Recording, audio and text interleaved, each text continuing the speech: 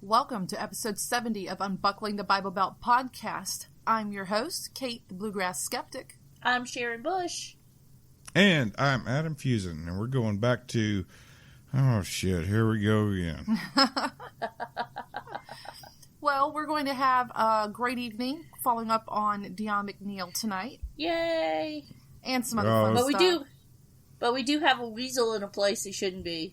Yeah, science. A lot of what the fuck science and stories we can't believe we missed tonight. And also, we'll be discussing some things besides contused cocks, none of that scary stuff. So breathe easy, Adam. Life is going to go easy on you tonight, I promise. Most importantly, though, we're going to be catching up on the second half of Dion McNeil's interview that we had going on. Sounds like a plan. And then we'll do a takeaway, kind of what we feel we got information-wise regarding, Dion McNeil's interview versus Avery Cornell's interview. So I made it through my first therapy session last week. So. Oh, really? There you go. Yeah.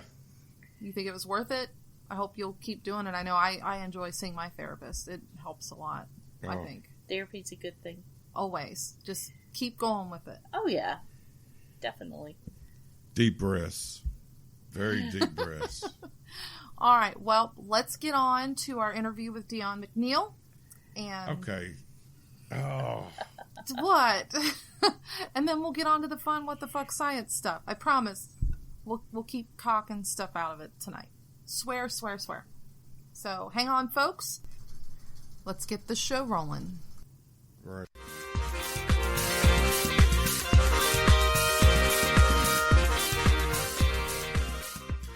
Hope you've got your beer, your pop, your soda, your breakfast, your lunch, whatever you need to start your day, because we are now dipping right back into where we left off with Dion McNeil, also known as Phalanx Unhinged, continuing his interview regarding class warfare versus racism, social justice, and how he feels about the warriors in the groups, and his own solutions to how to help black communities find more opportunity and equality that they want so bad.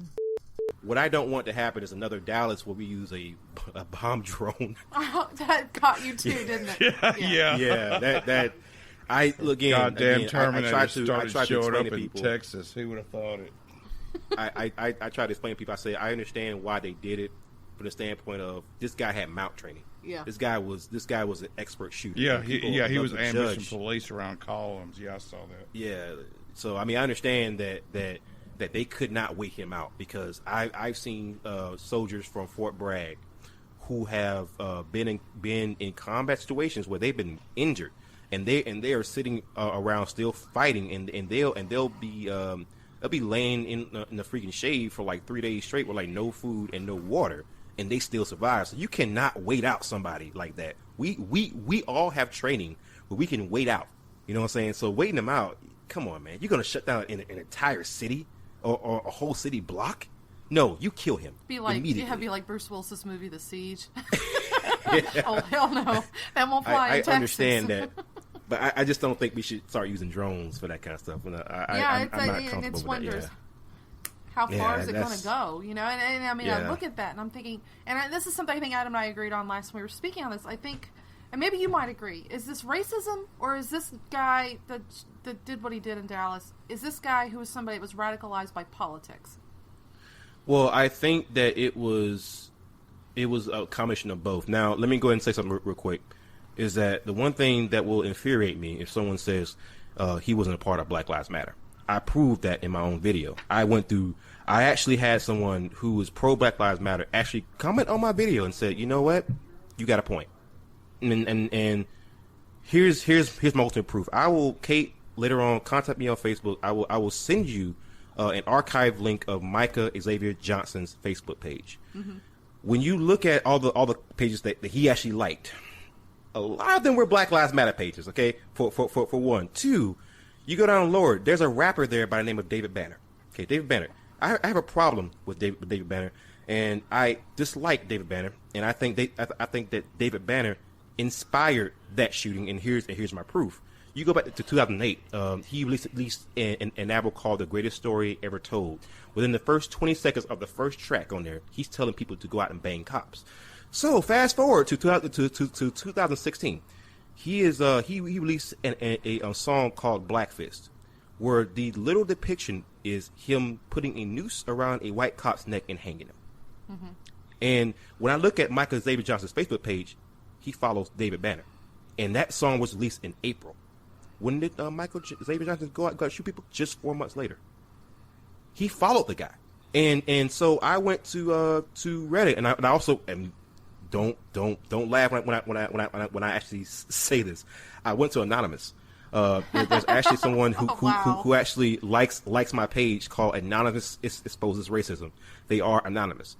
So I went to them, and they actually provided me with an IP tracker to prove this guy actually watched David Banner's video. David Banner is a known Black Lives Matter supporter. Is correlation really causation, though? Yeah. Yes. In this case, it definitely is, because one, I made an argument that was hard to get around. If I'm showing you what this guy does follow them, and he goes out and does this stuff, again, one thing I always tell people who are religious: if I'm showing you the proof, come on now. and not only did I actually show you the proof, I did it in video evidence. That's the hardest evidence to argue against. I mean, I'm just saying that from a person. Did you check all the other videos he's watched that might also depict the same thing? What if he was watching the stuff from the 90s where they're talking about capping cops? I look at David Banner, and I look at the current year. If you have a video out there and it's called Blackfist, and you're talking about crackers and talk about getting the Uzi and shooting up crackers, and you putting a noose around a white police officer's neck and you're hanging him. Yeah. And the guy watched that video. Did you track and when he goes out started and kills watching police this guy's officers? Stuff? Did you happen to get an idea about when he started following this guy's stuff?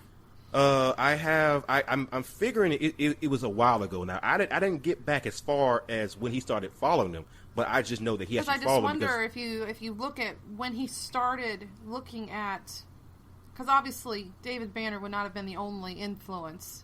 Ultimately, not the only. He might have been a favorite, but I don't think he would have been the only. But even with Banner stuff, would you say that is straight up racism? Is that political radicalizing propaganda?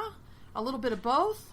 When you go into a song and you start saying you want to kill crackers, mm-hmm. and you in the video you kill crackers, that's racism. I don't care how you slice it. That's him saying that's a way of showing that you're superior in the race. That and also he had a whole lot of hotep type of imagery in the video. If you actually watch the whole thing, he's talking about putting down white Jesus. If you look at the actual mock court case that he did. Can I ask you something? This is off the tracks, but I think Sharon, remember we were talking about. Yeah, I was going to ask him the same thing. Go, you do it. You do it. Go ahead. We gotta know. Why are there no depictions of a black little baby Jesus and Black Mary? And Black we Mary never see them. We're just curious. Because you mentioned white Jesus, we always see black Jesus, and we're kind of curious. Do you have any insight? I mean, it's morbid curiosity. I've got a thing for cults anyway, and I see the whole Jesus thing as a cult. So I'm just curious. The reason being is because Jesus was not black. Jesus wasn't even white. So I don't even know why I know. Like a white Jesus. I don't get that. Do you know what I'm saying? It's like now, I think Tucker had explained if we see like the black Jesus, that's from, is it the Ethiopian goddess? Yeah. I think. Yeah. But we never see baby black Jesus. Like, you know how you have Mary and baby Jesus? We never see the black version of that. I'm just curious. Well, do you ever there's see actually it? a joke about that, and it's very politically incorrect, so get ready. Oh, shit. The reason why laughing, I'll mute it. They say the reason why there is no depiction of Joseph being black because he actually stayed around. I was like, oh man, damn. I was like, oh man, that's fucking racist, man. God damn. That's horrible. Who came up that's with horrible. that joke? I know. I know it's horrible, but it's funny. I'll tell it's you funny. what, I'm though, sorry. and I think I noticed that too. I think white folks come up with the most funniest racist jokes about white people. Right? I don't think so. I think black people are the monsters so? when it comes. Yes, I do. Yes, I do. I think so. Yes. If you haven't watched, some of our stand-up comedians, man. Oh, I have. They're hot. They are. They're hot. They are. So it's not my imagination then. It's official. You don't ever see Black Baby Jesus or Mary either? Not It's always really. the main icon that we see, 35-year-old proselytizing Jesus. With Ben Carson as his BFF. Yeah. Okay. The zombie man.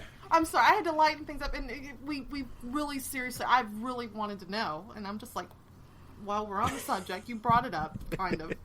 Sorry. Well, sweet baby Jesus, thanks for answering that. Can I ask a serious question now? Go for it. I really like where you're coming from. What is your suggestion? As far as there's obviously a problem out here. To me, you can correct me if I'm wrong, but for everybody out there who's tired of seeing the black people being shot ridiculously over nothing, whether they lay in the street with their hands in the air. I mean, what's the best way to move forward and to stop this altogether? Right. There's actually one case where I've actually, in Kate, if you look on my Facebook page, it's actually a recent post. It's actually public. Yeah. I made a post about the case in Miami, Florida. I hate Florida. I have an irrational hatred I hate of Florida too. Hey, I lived down there Yeah, for I'm 2 telling you. years. I hate it too, man. Lots but of go ahead. fucking crazy in Florida. They People- put bath salts. I'm just saying. So I told Black Lives Matter, and I actually reached out to them. I said, look, if you guys want to protest this, as long as you're not violent, I'll come down there and I'll protest that with you, because that was some bullshit. Yeah. I didn't think that it was racial. I think that was just more incompetence. People just don't know what the fuck they're doing. The cop's response was to asking why he's. I don't know. That said it all. Yeah. I'm sorry, but even with Philando Castile, you could hear the stress in that cop's voice. He didn't know why he shot. He really didn't know why he shot him. He should have never even been out there on patrol. That guy was not a police officer. He was a civilian pretending. Yeah. Yeah. So that's again. Or in if he terms was a of the police officer, he was very well not trained. Well, I honestly, if your training is to basically shoot first and ask questions later, you might as well just not even have no training. Right. But I guess to look at the black community and how to solve some of our issues, I think step number one, and I think I've heard this from, believe it or not, I've heard this from a white feminist who actually provided me with a lot of the source material, especially for the University of Missouri, because she attends there, and she's tired of Black Lives Matter. They are fucking horrible there. Okay, if you have not been on that campus, you would hate Black Lives Matter when you leave. I bet you $100 that you would. I've been there. It's fucking insane, man. It is insane. Okay, but anyways, to solve some of our issues, again, it is quit doing the blame game, guys. All right, I understand what you've been through, but there are people right now who are in slavery who can leave that bondage, come to this country and become doctors. You have no damn excuse. Well, Zero. they take the Trump excuse because they're immigrants. They get money and we don't. Yeah, I mean, I'm just throwing that out there. I always play devil's I know. advocate. I always do. Right, I understand. I understand where you're coming They're from. saying they don't have the same opportunities. That's one of the biggest things I hear. Right, and again, if they were to drive that point home, I think that they would have more people listening to them. Yeah. But what I'm seeing is not the advocacy of equality of opportunity, but equality of outcome, and that's where I completely jump off board. I like equality of opportunity, and what I'm seeing from black folks is that we have a lot of opportunity. We just don't take advantage of it. Like, for example, when I go to the projects and I see young black men squandering away their education, again, I don't care how much you say you are oppressed. If you are going to the same public schools as some of the worst white kids, in fact, a lot of white kids go to shitty schools, especially in South Carolina, because the president came here and basically shit on our freaking schools. Our schools are terrible here. And the white kids have the same terrible school, but they are achieving at a rate that we aren't. And when you look at the home situation, you can see why. All right, you have a bunch of people who are parents who shouldn't be parents, and they blame every damn issue that they have on white people. And when I look at people like me who came from a neighborhood really bad, yeah. I don't think 99% of people out there are watching their own mom getting gunned down. I don't think so. All right, that was how bad my neighborhood is. But I got out. How did I do it? I stopped being a damn victim. All right. You picked up your own cross. You picked up your own cross. Yeah. The only way that you don't be a victim, you don't let people victimize you. All right. In terms of police violence, statistically speaking, I get what people are saying. Disproportionately, we encounter the police, but is that racism? No, that is a reflection off of bad parenting. When you have parents in any given community who do not teach and nurture their children, what do you expect? We have people in our community who watch these rap videos, who watch these stupid rappers, and they pick up cues off of that, and they think that's how you live life, when they don't realize that is just a character. Like one of my biggest opponents who wouldn't agree with me is Lupe Fiasco. He made a song called "Bitch Bad," right? And he was basically explaining why so many people call other people bitches. You know what I'm saying? But especially women. And he was explaining in that song that young children, he's rapping, but he's basically saying that young children, they see depictions of rappers and they don't realize that's all a big act. Mm-hmm. All right. And when you don't realize that, you have that kind of influence on children. And if your child is more willing to listen to Fetty Wap or Waka Flocka or Drake or Kanye faster than they listen to you, that's not a Kanye problem. That's a you problem as a parent. And so we have to become. Excuse my phrase, but amen, brother.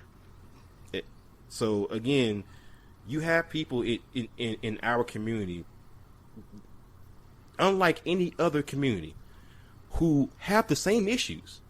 But how those issues are dealt with, that's the fundamental difference. Mm-hmm. You don't have other communities constantly acting like they're victims, all right? And when you constantly act like, look, in any other scenario, with any other type of person who has a victimhood complex, do you expect anything to get done with them? Of course not. No. You don't expect that. But so, are you also saying, though, you're not making they have the same opportunities, though, are you? I mean, like, it's equal opportunity. Because I think they've really kind of shown between the colleges and everything else, opportunities aren't exactly the same or equal, depending on where you live and everything else, and legislation. And to some degree, they do have a handicap going on. Again, is that I look at it as some of it being self-inflicted. And the other part about it is that, again, you have people who have cognitive dissonance when it comes to this. Like, for example, people love to use black males as shields. They love to say, we support black males, and so if you criticize our movement, you're racist. And I'm going to say something, and I hope no feminist is here, but even a feminist who I normally talk to has admitted that, yes, sometimes they do that, Mm-hmm. And, with the whole intersectionality thing, and I trust me, I can go on a whole different tangent when it comes to that. Because that's essentially bullshit concept. Basically, you're just making people super oppressed. It's instead of people just saying, you have white privilege, now you have sources like everyday feminism saying people have to recognize their white passing privilege. What the fuck? What the? Hold on. Kate, what is the worst thing someone could actually accuse someone as dark as me having? What is the worst thing that you can think of? Accuse you of having? Yeah. Like a disease? No. What is the worst thing someone can say to me if you just look at my skin color? Oh, well, yeah. That's that wonderful unspoken word. What's the worst? All right. Someone accused me the blackest man ever, the guy you can barely see right now. I'm actually on camera. You can barely see me. Someone accused me of having white privilege. Someone actually accused me of having white privilege. That's how crazy we have become. Motherfucker, That's you how are black as crazy we have shit. I become. could barely see you on the screen. This is how crazy. I've heard this argument made before against others who don't agree. They're like, oh, well, it basically they're saying you've had better opportunities than they have. What? And yada, yada. I get the argument because... I came from the hood, though. Like, you're just assuming that I have this opinion, and you're assuming this because Well, they're assuming of what that reason? because you're at a place and they're making assumptions. They're assuming that you're well off and you hobnob like Carlton on the Fresh Prince of Bel-Air with, you know... Yeah, Wouldn't that assumption almost be racist? I mean, wouldn't that? Because it's not that it's not that it comes across as that. That's what it is, and let me demonstrate it. Because you wouldn't be saying you wouldn't be having to explain it that far if you're not trying to find a way to apply it to my skin color. And when you have to go that far to try to twist it to apply it to someone's skin color, you are a damn racist. Straight up. So You had to go that far. what is racism? Let's finish up this podcast because obviously, you know, we gotta make sure we make it fit, and I'm gonna break yours up into two pieces. It looks like 'cause this has been an interesting convo. Oh, I'd we say, got another right, few guys? minutes. Let's keep Yeah. this motherfucker rolling. Oh yeah, but what is racism to you? I take apart when I define something. I look at multiple sources and I kind of find something that's in the middle. When you treat someone differently based off of skin color and nothing more than skin color, you are racist. That's how I define it. So I don't care about the whole power plus privilege bullshit. Again, let me demonstrate the double standards here, right? I'll have someone come to me and I'll make a point against feminism, right? Mm-hmm. And they'll say, well, look up the dictionary definition of feminism. I say, jackass, take the same fucking dictionary and go to the R section. What does it say about racism? We'll see. That's power. No. Equal fucking standards. What the fuck does it say? Well, you see, my college classes, I don't give a fuck what your college classes says. I'm just as educated, if not more, than you are. Plain English, please. No. Again, I hate the power plus privilege bullshit because all it does is further divide people. That's all it does. yeah, The only power plus privilege that actually matters is class. The majority of people in China who are rich are Chinese. Do you think that even half of them give a shit about the actual poor people in China? Is that racism? Is that institutional racism? No, it's classism. Yeah, I don't that care is. if I was just gonna say. I don't care if the fucking world was ran by black, transsexual, gender fluid, squid otherkin. We would still have classism. Right. I agree with Period. that. That is kind of a natural human gravitation, it seems like. But by your definition, what racism is there right now that needs to be dealt with? Because I would say that there are still people who don't like black people. There are still people who don't like white people. I think the racism isn't so much the problem. I think it's the excuses that's given for it that's the problem. Again, I don't care how racist someone is. It's until you act on it that's a problem. Let me give an example of what I mean. You ever heard of Bank Street School? Yes. No, I'm not. Yep. Okay. Well, let me demonstrate. There is a diversity of there's a director of diversity there by the name of Anshu Wali. If you actually go to her LinkedIn page, she has a full social justice history in terms of actual work history. And you don't mean this in a derogatory way, just to be clear.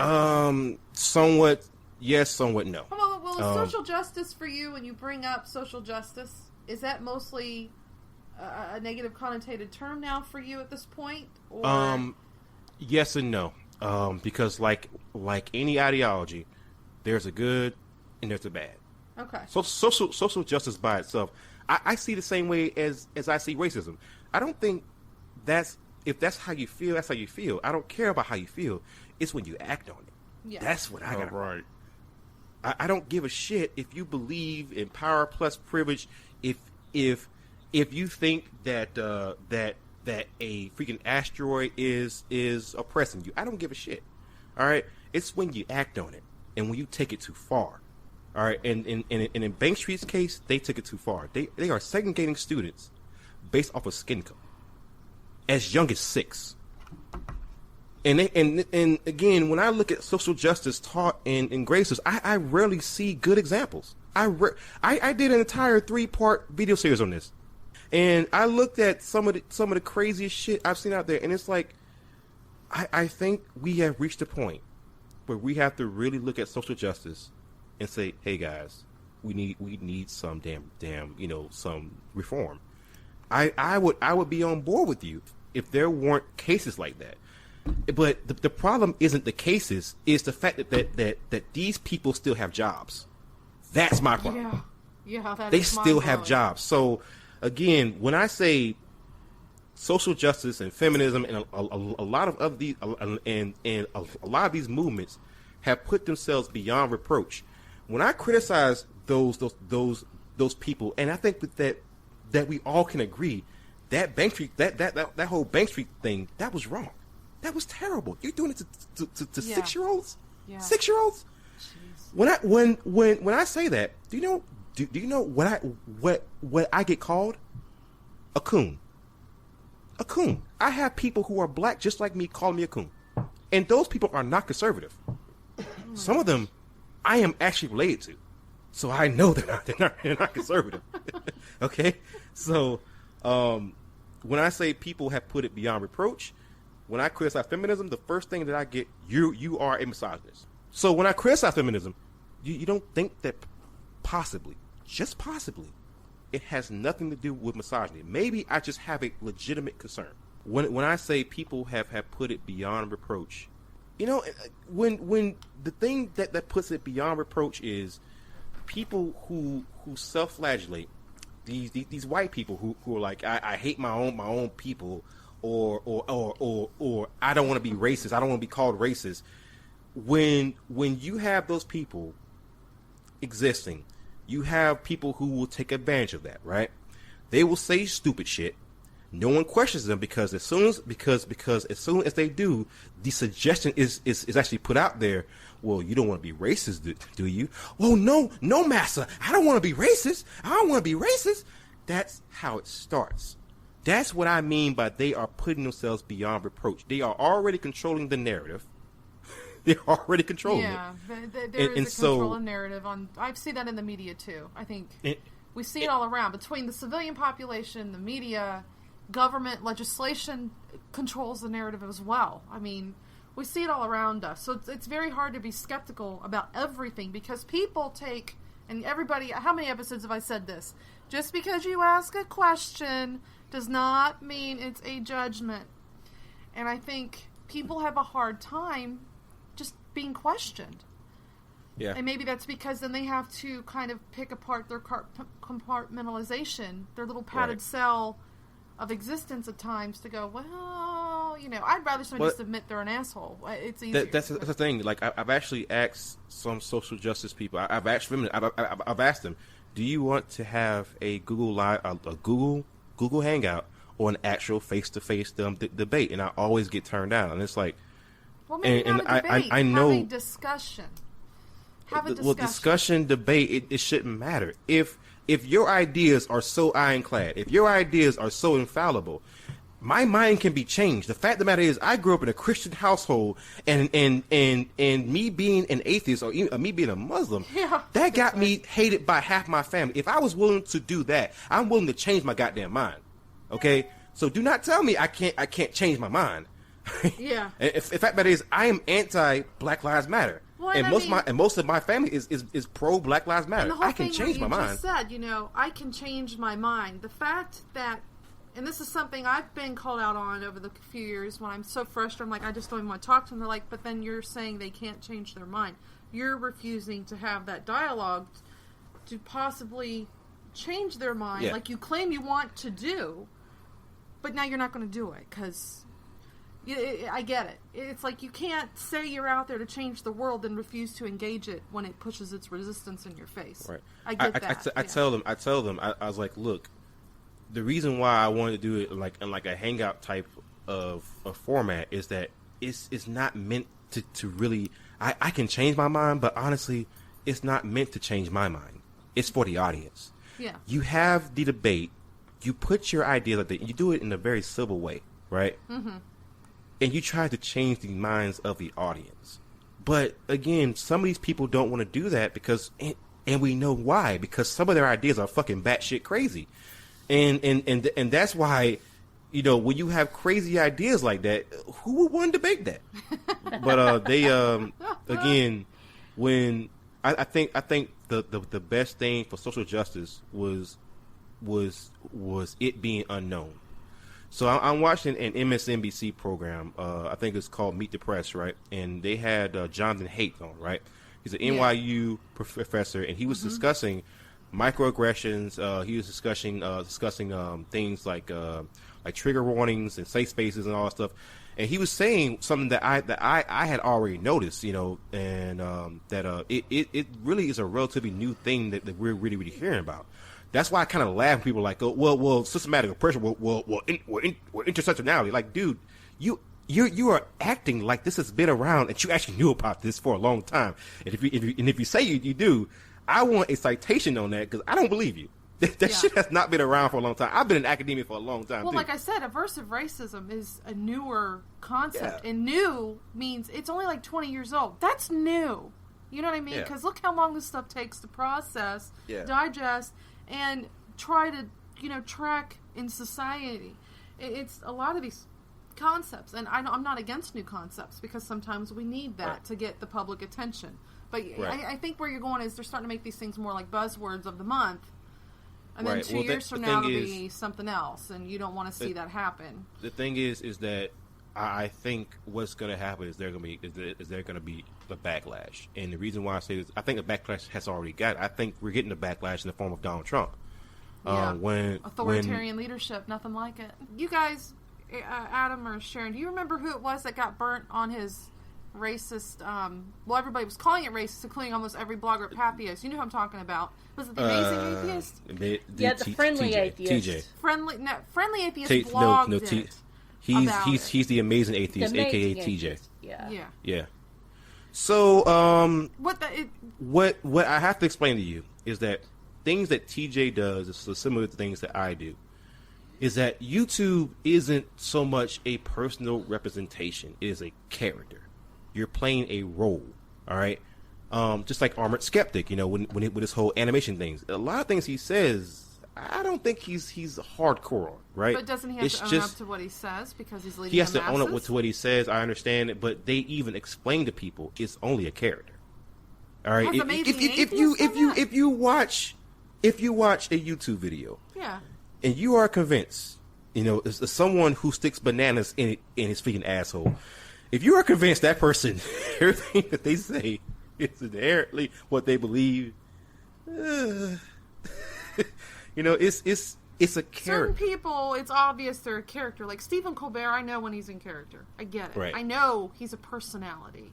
Right. Amazing Atheist, like with Call of Dusty. You know how Call of Dusty took a major crash and burn quite a bit. Yeah. All right. There's a point, at least in this level of blogging and whatnot, you got to represent who you are. You're going to have to answer for what you say, what you represent or present. Right. Even if he doesn't believe those things, if he's presenting it to the public for them to follow and believe. Right. There's an air of accountability. So I get where they're coming from with that, you know. Right. But, I understand it. Some of the things he says, again, I don't always agree with TJ because I remember when he went after one of my favorite YouTubers, which is Kraut and T, right? He actually just straw man Kraut, and I really didn't like that. And so the one thing that people think, you know, when it comes to the anti-SJW crowd or the anti-feminist crowd, that we're all like this big giant safe space. No, a lot of us fight.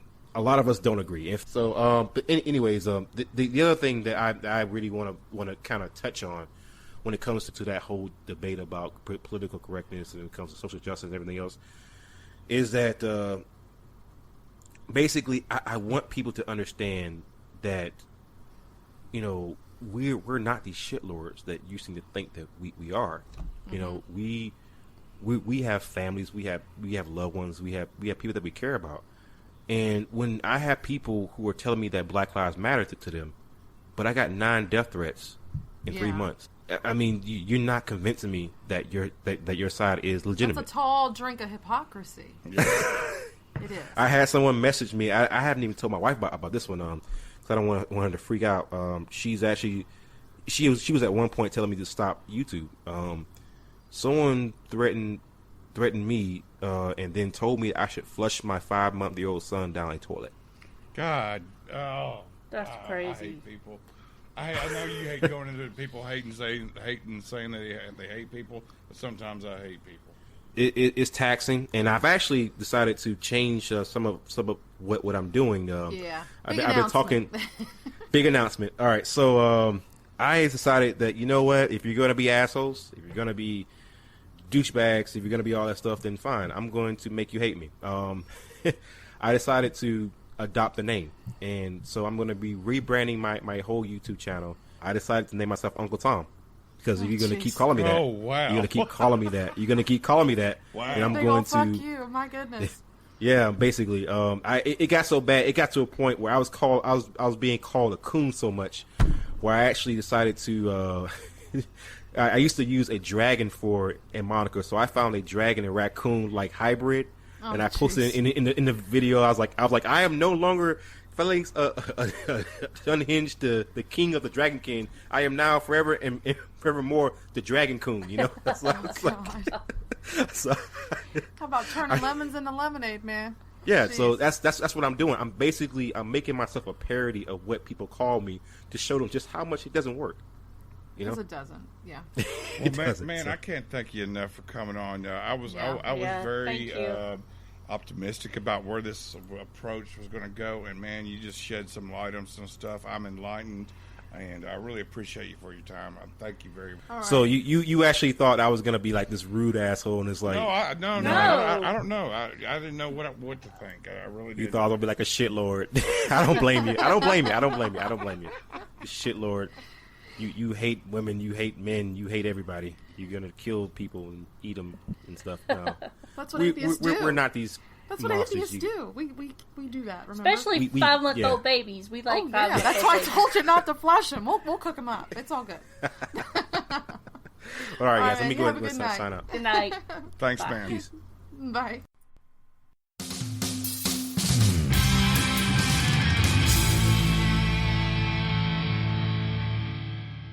Due to further weak technical difficulties, we will not be doing the What the Fuck Science or the takeaway from the interview, as we have to re-record it. Yes, Kate has messed up again this week. So instead, you can enjoy a little segment called Bible Stories Few Read to the Bitter End.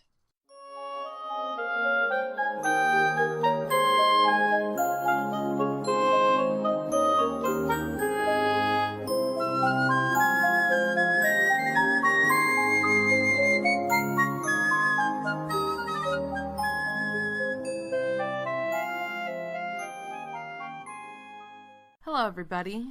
It's the Bluegrass Skeptic.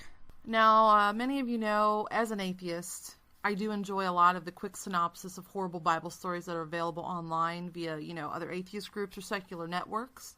You read about all kinds of outlandish tales.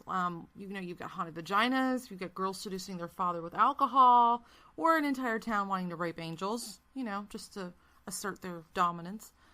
Some of the stories want to make you laugh, some make you cringe, and then there are others that make you want to cry and rage at the horror they share. I know for me in particular, one of the raging stories would probably be when God kills all of the firstborn in Egypt.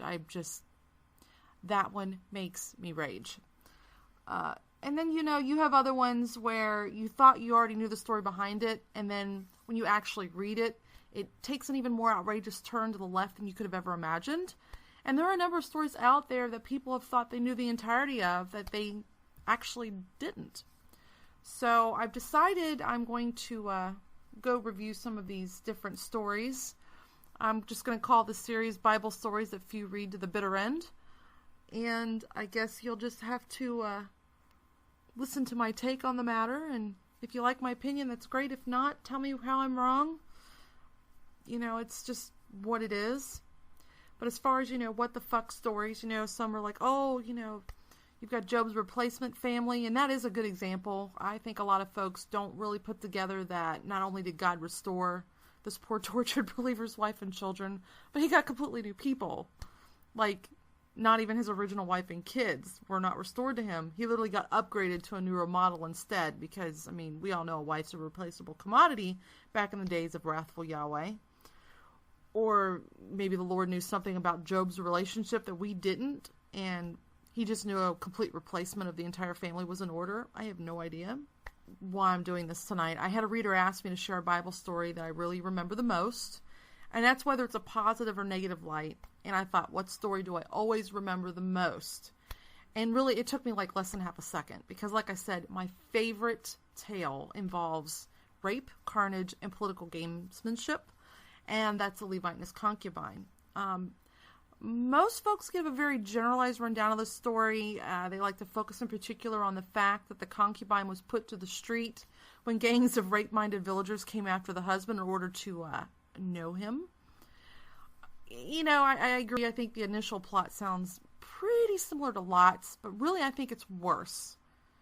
Way worse. And I mean this because, and I don't mean it's worse because she was thrown to the villagers to be raped all night, or that she eventually returns back to her husband was hiding at and then dies at some point between them leaving that ramshackle of a hellhole of a town in their final destination.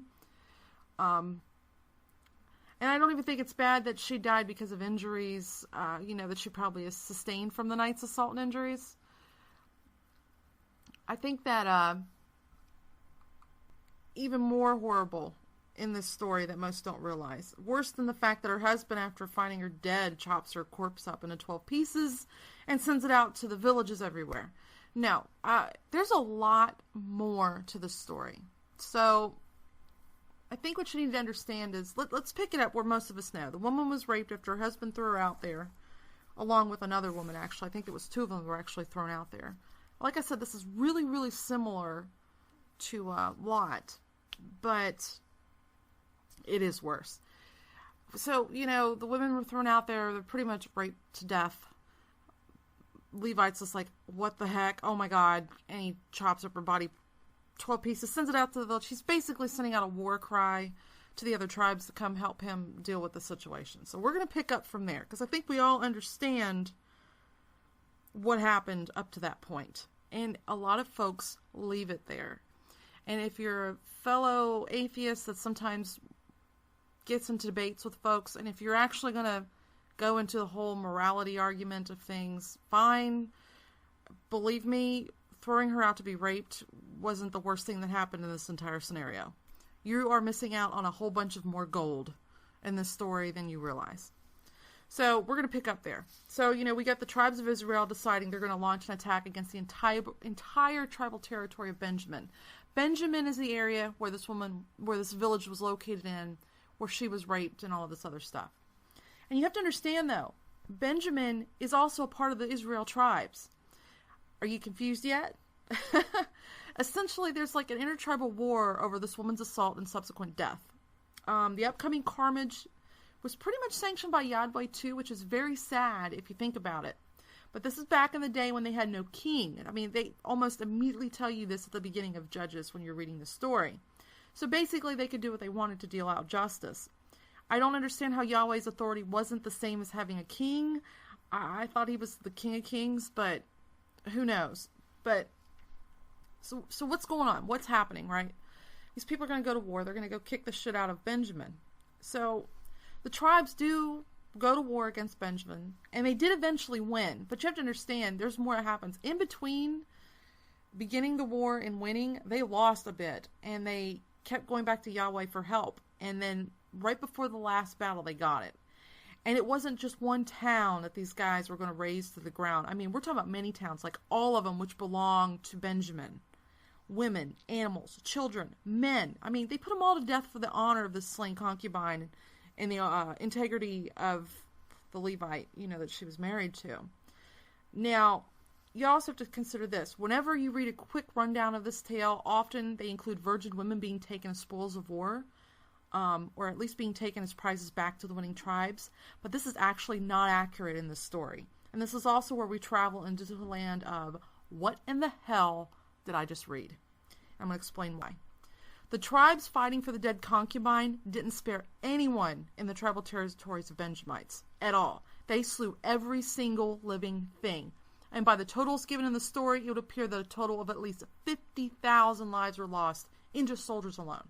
So if you add in all those Benjamite villages that didn't fight, add in the animals that were slaughtered, it was a fucking bloodbath. I mean, despite the fact that much like a fishing story, the original number of Benjamite soldiers only totaled like 27,000. Somehow, though, it inexplicably doubled in number as the story progressed. But, I mean, who really cares about details anyway? A lot of people died, and puppies too. And then you have to wonder, where does the pillaging of virgins and more slaughter come into play? At the after-party celebration. Yeah, so, this is a part a lot of folks seem to muddle up, and I think this should not be happening, because this is where a whole lot more of what the fuck is going on here comes into the story logic. You have to understand, after the tribes kicked the shit out of the Benjamites for not helping turn over the rapists from their territory, everyone got together to offer more sacrifice and thanks to their God, Yahweh. Now, while they were there, the victors felt kind of sad that they essentially decimated an entire part of their people. After all, remember, the Benjamites were one of the tribes of Israel. Now, at some point during the party, a group of the Israelites got together, thought it was a damn shame that the Benjamites were pretty much going to die out, since I think there's only about like 600 men left out of the entire territory of Benjamin. The only way to restore the tribe would be to get them some wives, right? And to let them start to repopulate. Yeah, I know. Why didn't they think of the end result prior to committing atrocity? I mean, there's a bigger problem. Unbeknownst to us, dear readers of the story, the tribes of Israel had taken an oath prior to battle, swearing they would never allow any women of their tribes to marry a Benjamite. Plot twist! So, genocide really was on their minds when they went into Benjamin, and apparently they didn't even realize it. Now, this is where I find the story just takes you down a road of dumb and dumber. You have a couple of problems. The first being that the Benjamites are essentially going to die out, and second, the first problem is unacceptable to everyone because you can't just let an Israelite tribe die out. The third problem is that they all swore an oath to never give their women to the bastards that allowed the concubines' murderers to go free. So how the fuck will they solve the first problem? Here we go. Were you at church today? That's exactly what fucking happened. They did a head count at their celebration. Who didn't show up for the sacrificial victory party? An Israelite tribe out of Jabesh Gilead didn't bother to come, kill a goat, and burn it for Yahweh. Because of their absence, they were put on the hook for the 600 wives. But it gets worse. Way. This is how it's worse. You would think, okay, so your cousin from over in Gilead didn't show up to burn his goat. His whole village didn't. Okay. Normally we would think, all right, well, we'll just go over there and tell them they owe us some women to deal with this mess since they didn't bother to fucking show up and say thank you for helping us, God, after we got our ass kicked twice in a row. No, they did worse than that. They sent 12,000 men with instructions to go put the sword that was living in Gilead, including the women and children. I mean, yeah, they're going to go back in and kill everybody again, right? But, you're going to kill every male and every woman who is not a virgin. So, they found among the people in Gilead, I think, like 400 young women who'd never been with a man and took them out, to where their camp was. And then everybody got together and said, okay, we're going to try and make peace. You go out there with a white flag, drag these women out there, see if we can, make things better between our two tribes now. The problem was, the Benjamites were like, yeah, this is great, but there's not enough women. There's only 400 of them and 600 of us. And they felt so horrible because they felt like, at this point, God was at fault. That God had put this big difference between them. And so the elders got together and they were like, well, all of the women have been destroyed in Benjamin. We don't have enough from the other place that we destroyed. What the fuck are we going to do? And we can't give up our own women or daughters to marry these guys because we made an oath before we went in and kicked their ass the first time that, hey, we're not going to let them have any of our women. So they looked around, themselves, and they thought, well, what else is going on? Is there another party going on? And they realized there's a festival nearby. And they said, you know what? Hey, Benjamites, this is what you need to go do. Go back to your place, where you were. When this festival comes around, go out to where the festival is. And mind you, this festival was another one being held for Yahweh in another village within the Hebrew tribes. All of this stuff is happening within the Hebrew tribes. So, see if you keep track here. We've killed all the Benjamites except for 600 men. We feel like shit for doing it. We need to replace the women. Uncle Larry from over in Gilead did not show up to burn his goat at the victory celebration from us decimating the Benjamites that we feel guilty for decimating. So we're going to go decimate Uncle Larry's village, and we'll take all the women out of there and kill everybody else and give them those women. But now we're still short women. So there's a festival coming up over at this other village nearby. Yo, Benjamites, go hide when the women come out, grab them and run, and get back to where you belong. And that's exactly what happened.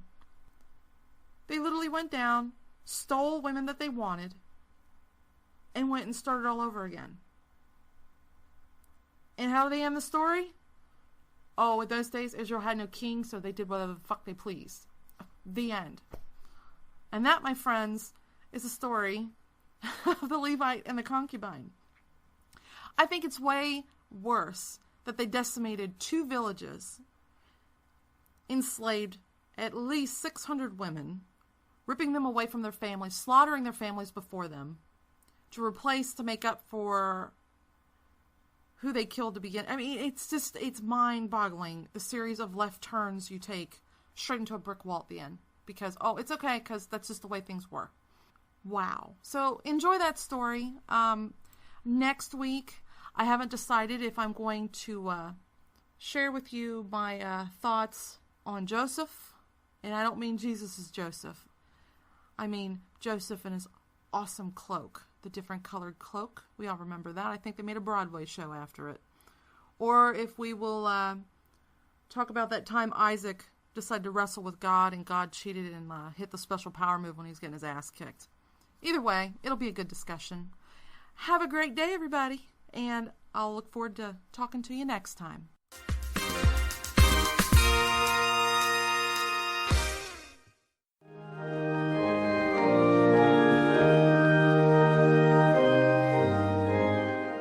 Now please bow your heads for the new atheist prayer. To the mortally created Father in heaven, I decided to forego your name. Your kingdom was false. Your will was non-existent on earth and even in the stories I heard of heaven. Every day I earn my family's bread. I work hard to have my wrongs forgiven, and hope I am shown compassion in return, as I show to everyone that has wronged me. I no longer let your promises lead me into irrational decisions, as I understand I only have myself to blame. Ramen.